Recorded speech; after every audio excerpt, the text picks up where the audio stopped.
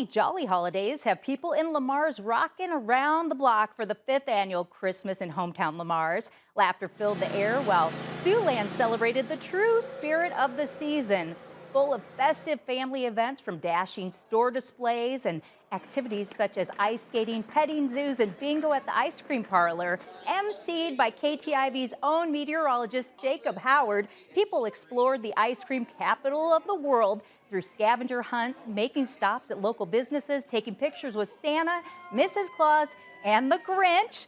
Cheryl Wells, a co-founder of the event, says it's beautiful seeing all the families together, making these special Christmas memories. But I also love to go. I go out into the community and I love to be out at every place where there's a group of people and just kind of see what's happening. It's been really beautiful to see how our dream came true with this.